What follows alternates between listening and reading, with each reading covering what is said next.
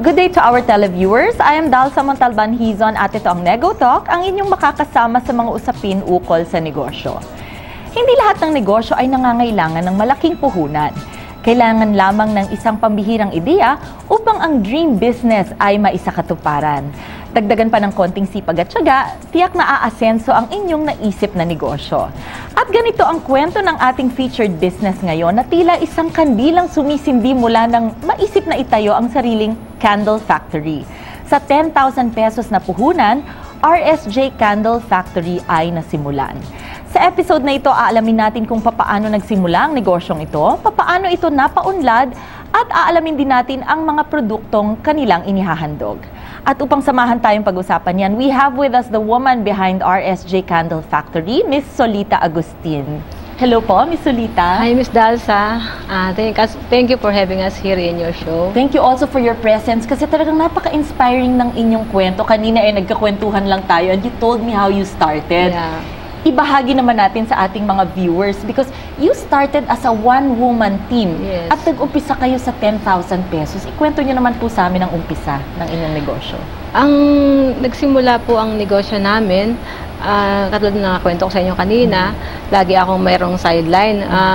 Being part of my being as an election officer sa Commission on Election. Sa sideline ako ng mga ahente ng mga labels. And then, labels, dahil these are yung mga tags natin sa damit, yes, no po? sa labels sa mga damit natin. And then, dahil sa tinalo tayo ng China, bumagsak ang garments, so humina ang aking sideline. So sabi ko nga, palagi ako nagdadasal na mabigyan ulit ako ng isang marangal na hanap buhay. And then one time, biglang yung sister ko, siyang nagsimula ng candle business na yan. Nahirapan siya sa business niya, marami siyang ibang ginagawa. Bigla niyang binigay sa akin, sabi ko niyang sagot sa panalangin ko. Biglang nahulog lang po biglang nahulog lang sa harap ko. Sa inyong lap. Oo, ganon. And I think, Ma'am Solita, this is very inspiring kasi ang kwento niyo po ay kwento ng napakarami sa ating mga kababayan na ang inyong asawa po worked as a seaman. Yes, seaman so siya. he was abroad most of the time. And sa atin po, marami rin pong ganyan ng sitwasyon. Di ba? Ang isa po ay nasa malayong lugar, tapos ang isa ay naiiwan dito sa Pilipinas. At yung naiiwan, ganun din po, naghahanap ng kung ano-anong mapapasukan na negosyo, sideline as you refer it. You have a real job, which is, yun nga po, election officer po kayo, no, ng COMELEC. And even with one stable job, sa panahon ngayon, parang kulang pa rin. Parang, oo, mukhang we need to find other ways sometimes to make ends meet. And that is very inspiring. At sana po ngayon, maraming ma-inspire pa lalo sa inyong kwento at matuto din sa inyong mga ginawa and inyong mga techniques na ini-employ ninyo sa inyong negosyo.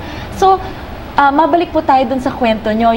Nung binigay po ng sister ninyo ang candle business na ito, RSJ Candle Factory, of course, is in the business of manufacturing. Yes, yung mga ornamental candles po, no? Are you all ornamental lang po ba ang inihandog yung produkto or meron din kayong mga sari-saring mga kandila? Actually, lahat ng klaseng candles simulan natin sa professional, yung ginagamit pag may procession tayo. Yung mga mahahaba. Oo, yun, yung mga dipping lang siya na may nakatali-tali yun. Yun, doon kami nagsimula. Okay. And then now, yung mga nakikita po natin dito is already yung mga... Itong mga decorative candles na yan, yan ay bunga ng imahinasyon ng husband ko. Wow! Okay. Sariling design niya yan. Wow! Okay.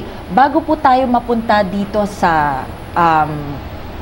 bago po natin ipakita sa ating mga manonood yung mga iba-iba pong products ninyo, balik po tayo kung paano kayo nag-umpisa. So, nung time na po na yon, that was the year 2002, if I'm not mistaken, no? September 2002. September 2002. And that makes your business 10 years now, this 2012, no? And congratulations po. At talagang napalaki po ninyo and ikwento nyo po sa amin kung paano nyo ginawa yon mamaya-maya. Noong 2002 po ba, kumusta yung scenario? Marami na po bang gumagawa ng kandila around the area na parehong produkto po ng ginagawa ninyo? Sa San Ildefonso, ang alam ko na nauna sa amin na may factory, dalawa. Pero hindi naman sa Nawala na sila, nandito ako. Okay. Parang ganon. Siguro napabayaan or what, parang ganon. Yun nga, sabi ko nga, bigay ng Diyos yan. Di ba? Nung binigay ng sister ko, nag-aral na ako sa TLRC. Okay. Kung paano yung mga tamang paggawa, bukod sa tinuruan niya ako. At saka, ako nga kasi, balik tayo sa talagang gusto ko mag-put up ng business, ngayon dinadasal ko dahil ang husband ko ay seaman, hindi niya alam paano mag-umpisa ng business pagka ayaw niya nang magseaman, di ba? Pag napagod na siya, wala siyang gagawin dito. Ganun nga po, no? Pag if kung ilang years nyo nang ginagawa, parang that's the only thing that you're an expert at, no? So parang nanibago din po siya nung nagkaroon kayo ng negosyo. Hindi naman masyado. Kasi nagkataon nga na artistic pala siya. Wow, may talent po May pala talent siya. pala siya na hindi ko alam that time. Lumabas na lang. Lumabas yun bigla kasi nung 2005 na nag-register kami sa DTI, in-invite ako ni Tita Puring sa DTI officer na sumali kami sa Likanan Santa Luzon, yung trade fair. The trade fair that happens every decorative year. candles ang kailangan doon. Okay. So sa Makatuwid, may need na po ng decorative candles. All you needed to do was to provide that need, no? Yes. Okay. So, doon nyo po inumpisahan yung decorative? Doon namin inumpisahan sa Mega Mall. Okay, fair. okay. So, doon na ilabas ng husband ko yung kanyang artistic Creative side. juices.